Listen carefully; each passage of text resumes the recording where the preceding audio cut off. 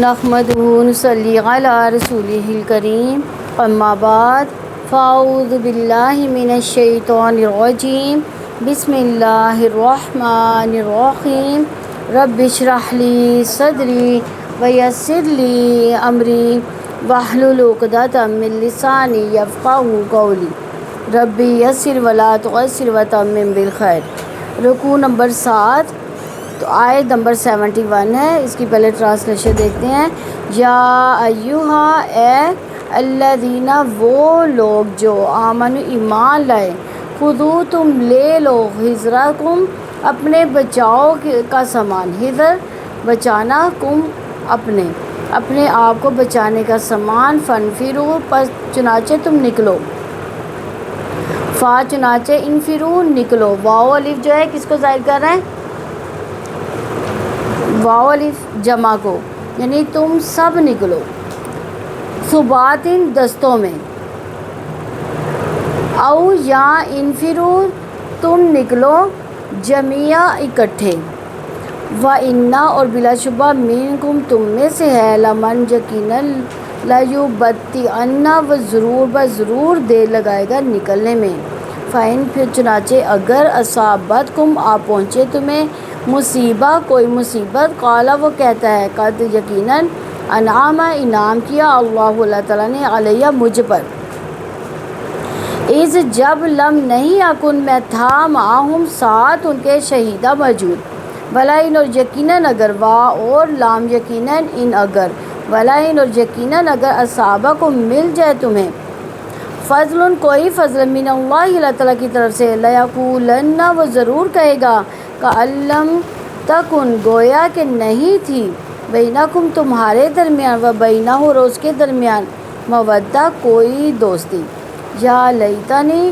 اے کاش کہ میں، یا اے لیتنی کاش، نی کے جو ہے میں کے معنی دے رہا ہے، یا لیتنی اے کاش کہ میں، کنتو ہوتا میں، یہ تا کے اوپر پیج ہے، کنتو میں یہ میں کے معنی دے رہا ہے، میں ہوتا، معہم ساتھ ان کے، مع ساتھ ہوں ان کے، فافوز پھر میں کامیابی حاصل کرتا، فوزن کامیابی، عظیم، فلیقاتل چنانچہ لازم ہے کہ لڑیں، فی سبیل اللہ اللہ کی راہ میں، الذین وہ لوگ جو یشرون بیچ دیتے ہیں، الحیات زندگی، الدنیا دنیا کی، بالآخرہ آخرت کے بدلے، بھی کا مطلب ہے بدلے کے معنی میں آ رہا ہے، الآخرہ آخرت کے، ومن اور جو یقاتل لڑے، فی سبیل اللہ اللہ تعالیٰ کی راہ میں، یقتل پھر وہ قتل کر دیا جائے، او یا یغلب غالب آ جائے، فسوف تو جلد ہی، نؤتیہ ہم عطا کریں گے اسے، اجرن اجر، عظیما عظیم، وما اور کیا ہے، لکم تمہارے لیے، لا یقاتلون نہیں تم لڑتے، فی سبیل اللہ اللہ کی راہ میں، والمستضعفین اور بے بس، من الرجال مردوں میں سے، والنساء اور عورتیں، والولدان اور بچوں کے لیے، الذین وہ لوگ جو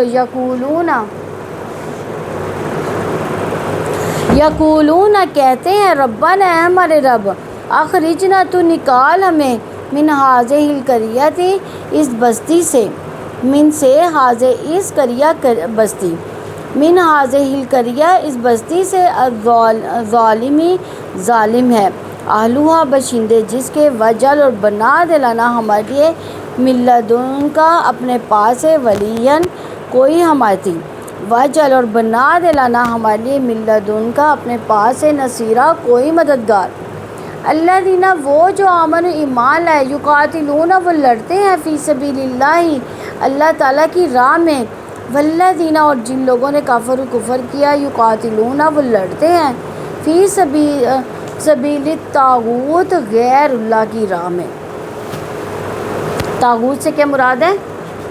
باطل معبود جتنے بھی ہیں، فقاتلوا چنانچہ تم لڑو، اولیاء ساتھیوں سے، الشیطان شیطان کے، انا بلا شبہ قیدہ چال، الشیطان شیطان کی، کانا ہمیشہ سے ہے، ضعیفاً بہت ہی کمزور، خذو حمزہ خا ذال، حذرکم ہا ذال را، ثبات ثاباتا ثابا یا، انفرو نون فارا، انفرو میں دیکھیں حمزہ وصل ہے نا، یہ حمزہ الوصل ہے نا، یہ حمزہ وصلی، اگر ہم اس کو ملا کے پڑھیں تو نہیں پڑھا جائے گا. اوین فرو، اگر میں اس کو الگ سے پڑھتی ہوں تو یہاں پہ حمزہ کے نیچے کیا لگاؤں گی؟ زبر تو نہیں لگے گی اس کے اوپر، کہ پیش لگے گی، زیر لگے گی. انفرو تم نکلو. لَیُبَتِّئَنَّ،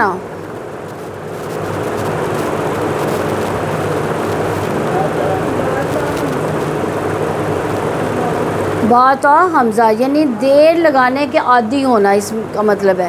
یعنی بعض اوقات لوگ نا خود بھی دیر کرتے ہیں یا دوسروں کو بھی دیر لگواتے ہیں، تو یہ دونوں معنوں میں آتا ہے، یعنی خود بھی دیر کرنا، دوسروں کو بھی دیر کروانا. اصابتکم صاد واو با، ٹھیک ہے. فافوزا، فا واو زا، فافوزا فوزا عظیما، فوز ان کا بھی یہی ہے نا، ہاں فا واو زا. یقاتلو کاف تالا، یشرون شین را یا شرعی، یغلب غائنا، والمستضعفین دعا عین فا یعنی ضعیف، ضعیف بھی اسی لفظ سے ہی ہے. نصیرہ نون صاد را، ضعیفہ دعا عین فا. رکوع نمبر 7 کی تفسیر دیکھتے ہیں. آیت نمبر 71 ہے، یا ایھا الذین آمنوا خذوا حذرکم فانفروا ثبات او انفروا جمیعا. اے لوگوں جو ایمان لائے ہو اپنے بچاؤ کا سامان لے لو، چنانچہ تم دستوں میں نکلو یا اکٹھے ہی نکلو. تو یہ آیات غزوہ احد کے بعد غزوہ احزاب سے پہلے نازل ہوئی تھی. تو احد کی شکست کے بعد ادھر ادھر کے قبائل کی ہمتیں بلند ہو گئی تھی، مسلمان ہر طرف سے خطرات میں گھرے ہوئے تھے. آئے دن یہ پتہ چلتا تھا کہ فلاں قبیلے نے بغاوت کر دی، فلاں قبیلے نے مسلمان مبلغین کو مار ڈالا. ان حالات میں مسلمان کی طرف سے ہمہ وقت تیاری کی ضرورت تھی تاکہ اسلام کا دفاع کیا جا سکے. اس موقع پر یہ آیات نازل ہوئی. تو اللہ تعالیٰ فرماتے ہیں، یا ایھا الذین آمنوا خذوا حذرکم، اے لوگوں جو ایمان لائے اپنے بچاؤ کا سامان کر لو. تو اس آیت میں محمد صلی اللہ علیہ وسلم کی امت کے مخلص لوگوں سے خطاب ہے کہ انہیں جہاد کا، فی سبیل اللہ نکلنے کا، اسلام کی حمایت کا حکم دیا گیا ہے. اور یہ حکم ان تمام اسباب کو شامل ہے جو دشمن کے خلاف جنگ میں مدد دیتے ہیں، جن کے ذریعے سے دشمن کی چالوں اور سازشوں کو ناکام بنایا جا سکتا ہے اور اس کی قوت کو توڑا جا سکتا ہے. مثلا قلعہ بندیوں، خندقوں کا استعمال، تیر اندازی کا استعمال، گھوڑ سواری سیکھنا، ان تمام صنعتوں کا علم حاصل کرنا جو دشمن کے خلاف جنگ میں مدد دیتا ہے. وہ علوم سیکھنا جن کے ذریعے سے دشمن کے خارجی اور داخلی حالات اور ان کی سازشوں سے باخبر رہا جا سکے.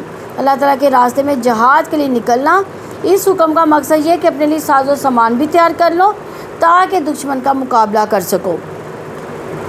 تو اللہ تعالیٰ کی راہ میں جہاد کے لیے بھی زیادہ سے زیادہ لوگوں کو تیار رکھو، یہ بھی اس کا حکم ہے.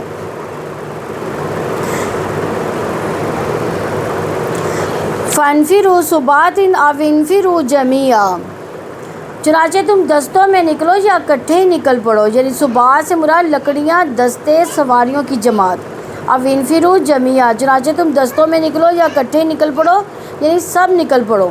اسلام اور مسلمانوں کے وجود کے لیے جنگ ناگزیر تھی کیونکہ ارد گرد بے شمار مخالفتیں موجود تھیں جن میں وہ گھرے ہوئے تھے. مسلمان مدینہ کی اسلامی ریاست کے اندر منافقین اور یہودی مسلمانوں کے خلاف گہری سازشیں کر رہے تھے. اس لیے حکم دیا گیا کہ چھوٹے دستوں کی شکل میں نکلو یا بڑے لشکر یعنی فوج کی صورت میں، جیسے ضرورت ہو پیش آئے اسی طرح نکلو۔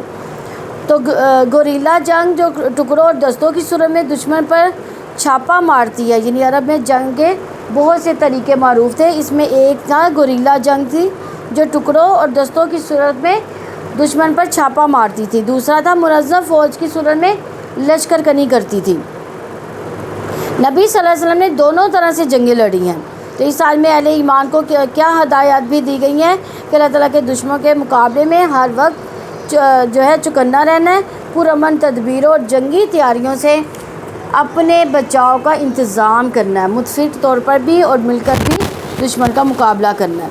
آیت نمبر 72 ہے وَإِنَّ مِنكُمْ لَمَن لَّا يُبَطِّئَنَّ فَإِنْ أَصَابَتْكُم مُّصِيبَةٌ قَالَ قَدْ أَنْعَمَ اللَّهُ عَلَيَّ إِذْ لَمْ أَكُن مَّعَهُمْ شَهِيدًا، اور بلا شبہ تم میں سے یقیناً وہ بھی ہے جو نکلنے میں ضرور دیر لگائے گا۔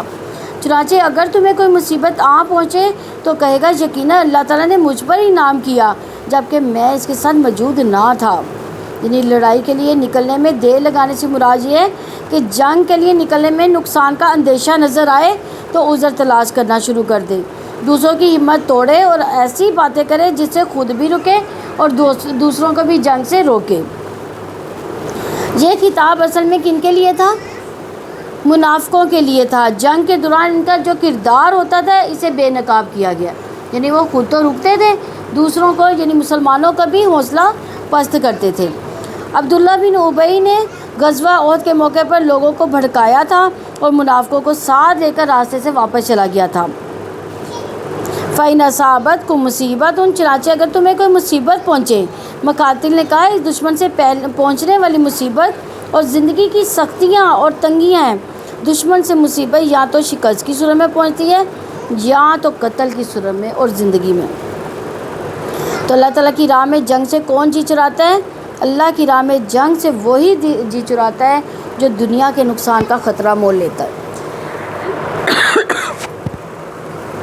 جو دنیا کے نقصان کا خطرہ مول لیے بغیر آخرت کا سودا کرنا چاہتا ہے، جو اسلام قبول کرنے کے باوجود موجودہ دنیا کے مفادات میں جی رہا ہو، جن کو آخرت کی اہمیت کا احساس نہ ہو، وہی جنگ سے جی چرا سکتا ہے۔ آگے اللہ تعالیٰ فرماتے ہیں قَالَ قَدْ أَنْعَمَ اللَّهُ عَلَيَّ إِذْ لَمْ أَكُن مَّعَهُمْ شَهِيدًا، تو کہے گا یقیناً اللہ تعالیٰ نے مجھ پر انعام کیا جبکہ میں ان کے ساتھ موجود نہ تھا۔ تو منافقوں سے سنا کہ مسلمانوں کو یہ مصیبت جب آئی کہ مسلمانوں نے جو قتل کیے، زخم کھائے، وہ اپنی جنگ سے عدم موجودگی کو نعمت سمجھتے رہے کہ ہم اس جنگ میں شامل نہیں ہوئی، یعنی مسلمانوں کو زخم بھی آئے، شہید بھی ہوئے، تو انہوں نے اس بات پر کہا کہ ہم تو اچھا تھا کہ اس جنگ میں موجود نہ تھے۔ اپنی ضعیف عقل اور ضعیف ایمان کی وجہ سے وہ سمجھتا ہے کہ جہاد سے جی چرا کے پیچھے بیٹھے رہنا نعمت ہے، حالانکہ یہی تو مصیبت ہے۔ وہ نہیں جانتا کہ حقیقی نعمت تو اس بڑی نیکی کی توفیق ہے جس کے ذریعے سے ایمان مضبوط ہوتا ہے۔ اس کی وجہ سے بندہ عذاب اور خسران سے محفوظ ہوتا ہے۔ اس جہاد میں ثواب اور رب کریم اور وہاب کی رضا حاصل ہوتی ہے، اور رہا جہاد چھوڑ کر بیٹھ رہنا تو اگرچہ پیچھے رہنے والا تھوڑا آرام تو کر لیتا ہے مگر اس آرام کے بعد طویل دکھ اور بڑی تکلیف کا سامنا کرنا پڑتا ہے، اور وہ اس اجر عظیم اور ثواب سے پھر محروم ہو جاتا ہے جو مجاہدین کو حاصل ہوتا ہے۔ تو جو لوگ اپنے مقصد تخلیق نہیں سمجھتے وہ اللہ تعالیٰ کی اطاعت نہیں کرنا چاہتے، اس لیے اس کی راہ میں نکلنے سے جی چراتے ہیں۔ ان کے نزدیک نہ نکلنا بچنا ہے اور اس بچنے کو وہ نعمت سمجھتے ہیں۔ جو لوگ زندگی کا مقصد نہیں رکھتے، اللہ تعالیٰ کے دین کی سربلندی کے لیے راستے کی مشکلات کو برداشت کرنے کا حوصلہ نہیں رکھتے، دراصل وہ اس دین کو نہ اپنی ضرورت خیال کرتے ہیں نہ اس کی خاطر مشکلات برداشت کرنے کی اہمیت کو سمجھتے ہیں۔ وہ بچ نکلنے کو نعمت محسوس کرتے ہیں۔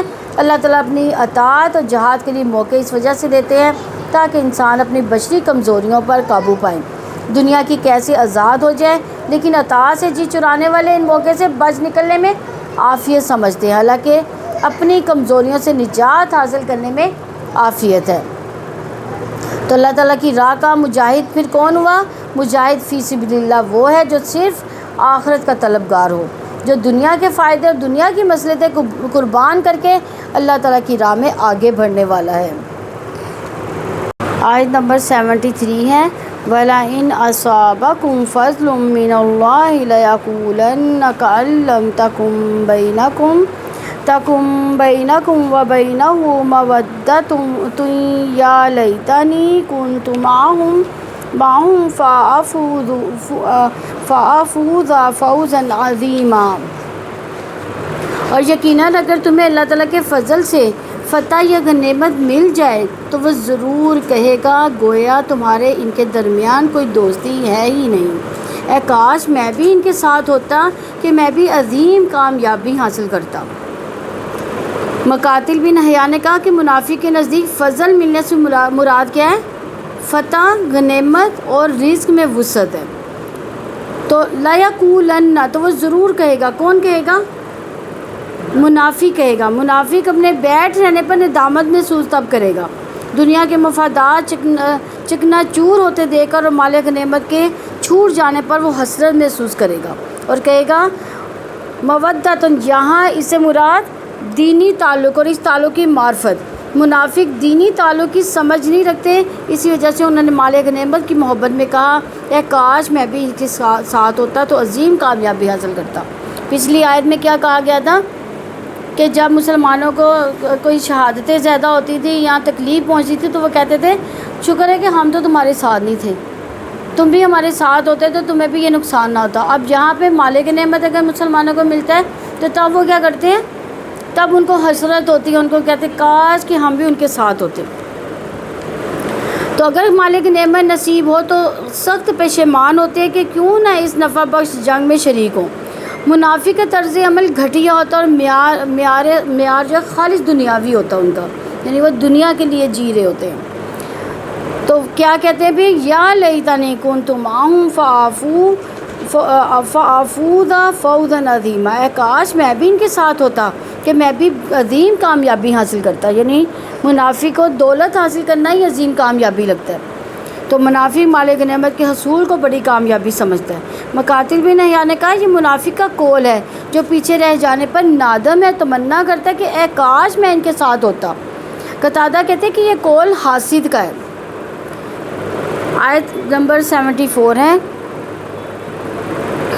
فَلْيُقَاتِلْ فِي سَبِيلِ اللَّهِ الَّذِينَ يَشْرُونَ الْحَيَاةَ الدُّنْيَا بِالْآخِرَةِ وَمَن يُقَاتِلْ فِي سَبِيلِ اللَّهِ فَيُقْتَلْ أَوْ يَغْلِبْ فَسَوْفَ نُؤْتِيهِ أَجْرًا عَظِيمًا۔ چنانچہ لازم ہے کہ اللہ تعالیٰ کی راہ میں وہ لڑے جو آخرت کے بدلے دنیا کی زندگی بیچ دیتے ہیں، اور جو اللہ تعالیٰ کے راستے میں لڑے بھی قتل کیا جائے یا غالب آ جائے تو جلد ہی ہم اسے اجر عظیم عطا کریں گے۔ یعنی جہاد کی تیاری کا حکم دینے کے بعد مسلمانوں کو جہاد کی ترغیب دلائی جا رہی ہے کہ اللہ تعالیٰ کی راہ میں لڑنے کا حکم دیا گیا۔ لڑتا وہی ہے جو دنیا فروخت کر کے آخرت کا خریدار بنتا ہے۔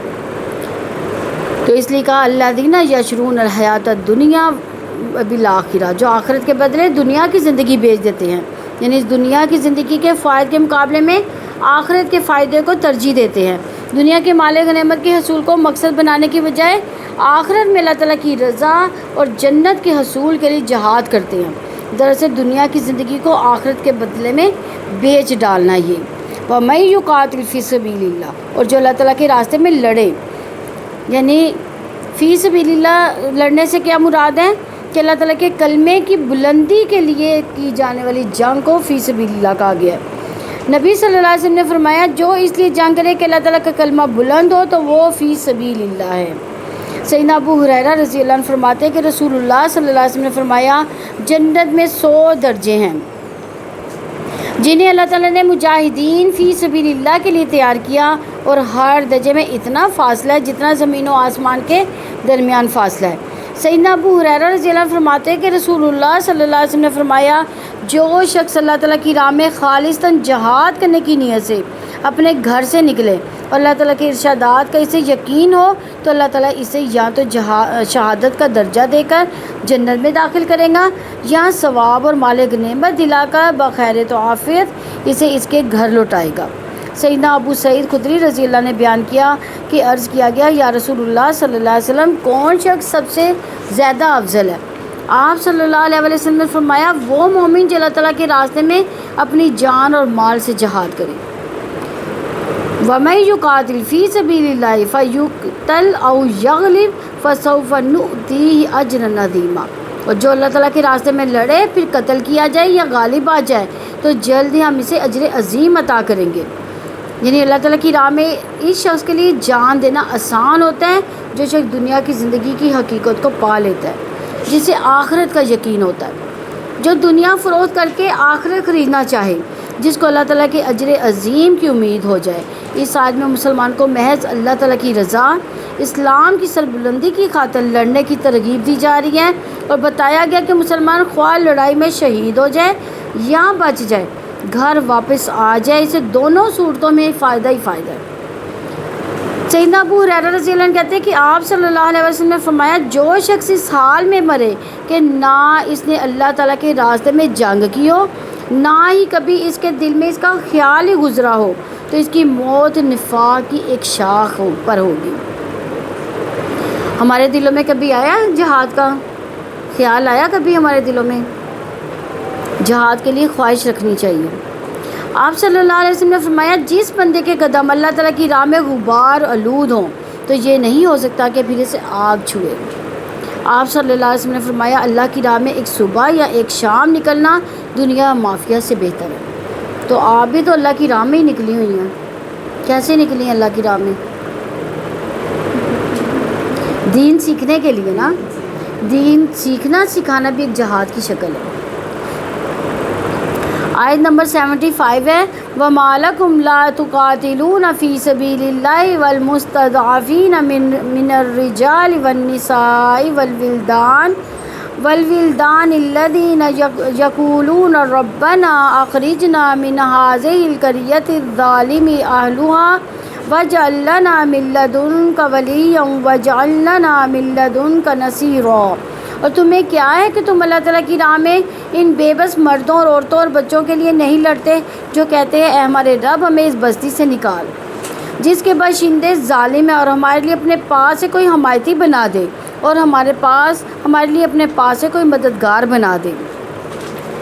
یعنی اس آیت میں مسلمانوں کو جہاد فی سبیل اللہ پر اکسایا جا رہا ہے تاکہ مکہ میں موجود ان کمزور مسلمان مردوں اور عورتوں اور بچوں کو قریش کے ظلم و ستم سے بچایا جا سکے، جنہیں مشرکین سے ہجرت کرنے سے روک دیا گیا۔ یعنی مشرکین جو ہے ان کو ہجرت نہیں کرنے دے رہے۔ دو وجہ کی بنا پر تمہارا کفار سے لڑنا ضروری ہے۔ پہلا ہے کہ یعنی کلمہ اللہ تعالیٰ کے دین کی سربلندی کے لیے، دوسرا ان مظلوم مسلمانوں کو نجات دلانے کے لیے جو کفار کے چنگل میں بے بس پڑے ہیں۔ اللہ تعالیٰ نے مسلمانوں کو حکم دیا کہ وہ کمزور مسلمانوں کی مدد کے لیے جہاد کریں۔ عبید اللہ نے بیان کیا کہ میں نے ابن عباس رضی اللہ عنہ سے سنا، انہوں نے کہا میں اور میری والدہ مستضعفین یعنی کمزوروں میں سے تھے۔ صحیح بخاری کی 4587 نمبر حدیث ہے۔ رسول اللہ صلی اللہ علیہ وسلم ان کے لیے یوں دعا فرماتے تھے اے اللہ ولید بن سلمہ بن حشام، عیاش بن ابی ربیعہ اور مکہ کے دیگر کمزور مسلمان کو نجات عطا فرما۔ بخاری کی 6200 نمبر حدیث ہے۔ جہاد کی اگرچہ بہت بڑی فضیلت ہے، جہاد سے پیچھے رہ جانے والوں کے لیے اس سے بڑھ کر ملامت ہے، تاہم وہ جہاد جس کے ذریعے سے اہل ایمان مستضعفین کو کفار سے نجات دلائی جاتی ہے، اجر و ثواب کے اعتبار سے سب سے عظیم اور فائدے کے لحاظ سے سب سے بڑا جہاد ہے، کیونکہ دشمنوں سے دفاع کرنے کے زمرے میں آتا ہے۔ تو بے بس مرد، عورتیں، بچے جو کمزور پا کر دبا لیے جائیں، ایسے افراد جن پر محض ان کے نظریات کی وجہ سے ظلم کیا جا رہا ہو، ایسے افراد جن کو دین کی وجہ سے مصیبت میں مبتلا کیا جا رہا ہو، جو ایسے علاقے سے تعلق رکھتے ہو جن کے لوگ ظالم ہو، تو اسلام ان لوگوں پر جہاد فرض کرتا ہے، جہاد پر ان کو آمادہ کرتا ہے۔ الذین یقولون ربنا اخرجنا من هذه القریة الظالم اہلها، جو کہتے ہیں ہمارے رب ہمیں اس بستی سے نکال جس کے باشندے ظالم ہیں۔ یعنی اس سے مراد کمزور مسلمان عورتیں اور بچے جو مکہ کے ارد گرد کے قبیلوں میں آباد تھے مگر ہجرت پر قدرت نہیں رکھتے تھے۔ القریہ سے مراد کون سا قریہ ہے؟ مکہ میں پھنسے ہوئے تھے نا وہ مسلمان۔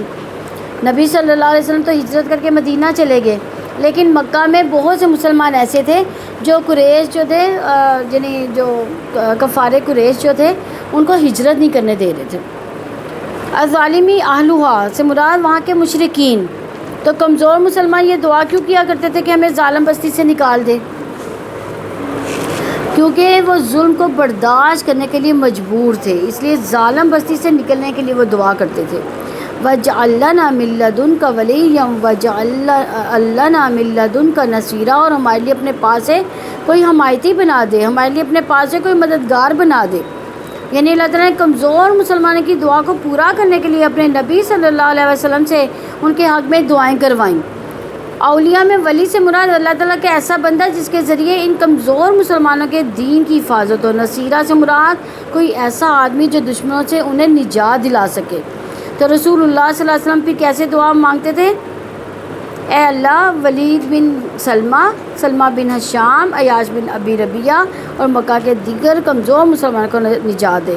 تو اسلامی نقطہ نظر سے دارالحرب وہ علاقہ ہے جس کے لوگ ظالم ہیں جو مسلمانوں کو کمزور پا کر دبا لیں۔ تو مسلمانوں کا جھنڈا عقیدے کا جھنڈا ہوتا ہے۔ مسلمان اس وطن کے لیے لڑتا ہے جس میں اسلامی نظام نافذ ہو۔ آیت نمبر 76 ہے الذین آمنوا یقاتلون فی سبیل اللہ والذین کفروا یقاتلون فی سبیل الطاغوت فقاتلوا اولیاء الشیطان ان کید الشیطان کان ضعیفا۔ جو لوگ ایمان والے ہیں وہ اللہ تعالیٰ کی راہ میں لڑتے ہیں، اور جن لوگوں نے کفر کیا وہ غیر اللہ کی راہ میں لڑتے ہیں۔ چنانچہ تم شیطان کے ساتھیوں سے لڑو، بلا شبہ شیطان کی چال ہمیشہ سے بہت ہی کمزور ہے۔ یعنی ایمان والے اللہ تعالیٰ کی راہ میں لڑتے ہیں کیونکہ اس کے وعدوں اور وعیدوں پر ایمان رکھتے ہیں۔ مومن اللہ تعالیٰ کے لیے لڑتا ہے اور کافر دنیا اور اس کے مفاد کے لیے لڑتا ہے۔ ابو موسیٰ اشعری رضی اللہ عنہ نے بیان کیا کہ ایک صحابی لاحق بن زمرہ نبی کریم صلی اللہ علیہ وسلم کی خدمت میں حاضر ہوئے۔ عرض کیا ایک شخص جنگ میں شرکت کرتا ہے غنیمت حاصل کرنے کے لیے، ایک شخص جنگ میں شرکت کرتا ہے ناموری کے لیے، ایک شخص جنگ میں شرکت کرتا ہے تاکہ اس کی بہادری کی دھاک بیٹھ جائے۔ تو ان میں سے اللہ کی راہ میں کون لڑتا ہے؟ کون لڑے گا؟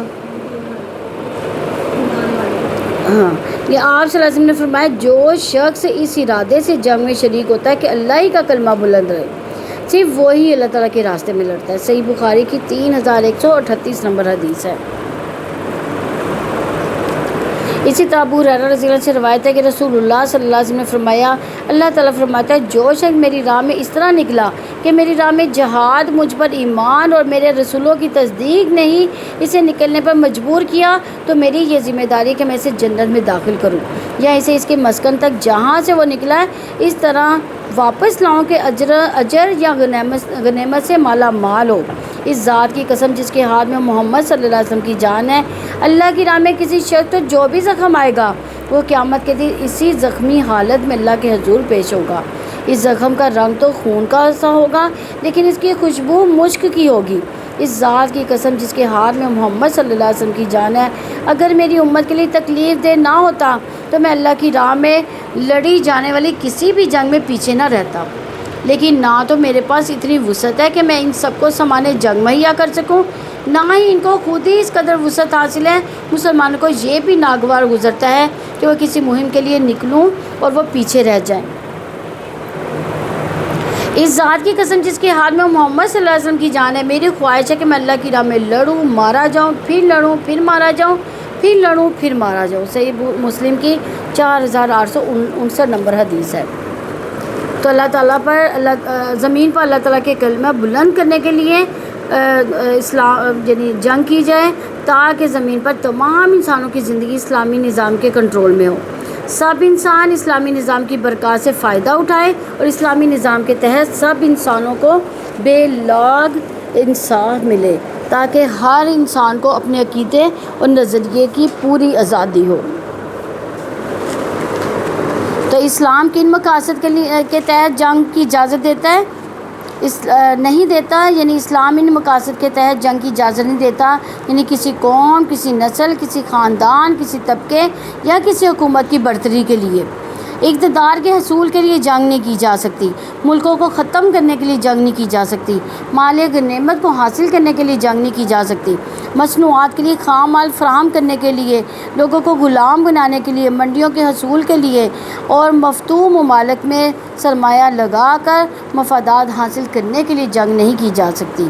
اگر وہ اس مقصد کے علاوہ کسی اور مقصد کے تحت لڑتا ہے تو کسی صورت میں بھی وہ شہید نہیں ہوگا۔ یعنی صرف کیا ہمارا مقصد ہونا چاہیے؟ اللہ کا کلمہ بلند کرنے کے لیے، یعنی اللہ کے نظام کو وہاں پہ اس ریاست میں آباد کرنے کے لیے۔ اگر اس کے علاوہ کوئی بھی مقصد ہوگا تو وہ جہاد نہیں ہوگا۔ سیدنا ابو موسیٰ اشعری رضی اللہ نے بیان کیا، ایک صحابی نبی کریم صلی اللہ علیہ وسلم کی خدمت میں حاضر ہوئے اور عرض کیا کہ ہم میں سے ایک شخص جنگ میں شرکت کرتا ہے مال غنیمت کے لیے، ایک شخص جنگ میں شرکت کرتا ہے ناموری کے لیے، ایک شخص جنگ میں شرکت کرتا ہے اس کی بہادری کی دھاگ بیٹھ جائے، تو ان میں سے اللہ کے راستے میں کون لڑتا ہے؟ تو آپ نے فرمایا کہ جو اللہ کی راہ میں لڑنے والا ہے وہی جو ہے وہ مجاہد ہے۔ والذین کفروا یقاتلون فی سبیل اللہ سبیل الطاغوت فقاتلوا اولیاء الشیطان، اور جن لوگوں نے کفر کیا وہ غیر اللہ کی راہ میں لڑتے ہیں، چنانچہ تم شیطان کے ساتھیوں سے لڑو۔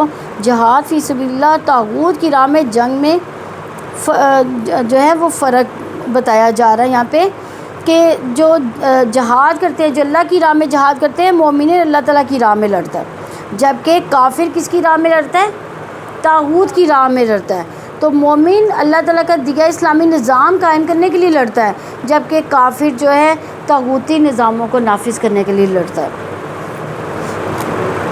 فقاتلوا اولیاء الشیطان، چنانچہ تم شیطان کے ساتھیوں سے لڑو۔ کافروں کو اولیاء الشیطان کہا گیا، گویا یہ اشارہ ہے کہ مسلمان اولیاء اللہ ہے، اور اس میں ایک قسم کے مسلمانوں کی ہمت افزائی بھی ہے۔ ان کید الشیطان کان ضعیفا، بلا شبہ شیطان کی چال ہمیشہ سے بہت کمزور ہے۔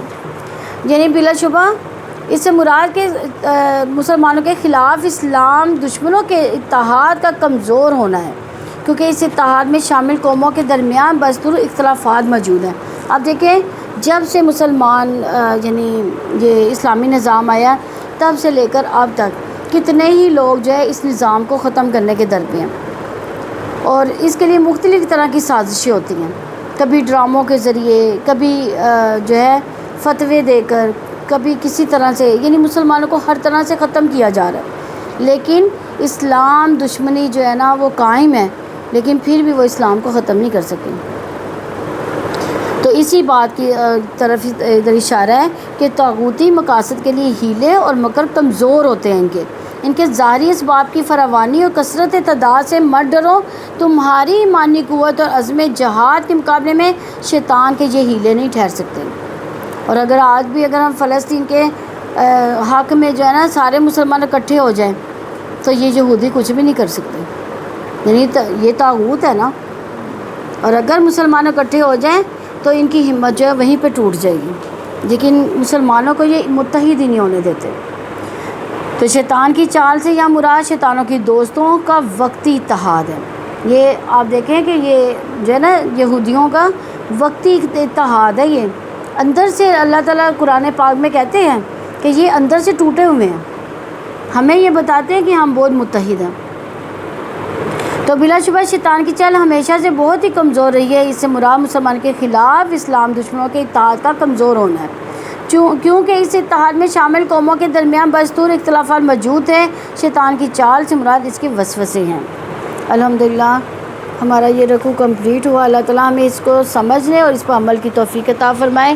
سبحانک اللہم و بحمدک، نشہد ان لا الہ الا انت، نستغفرک و نتوب الیک۔ السلام علیکم ورحمۃ اللہ وبرکاتہ۔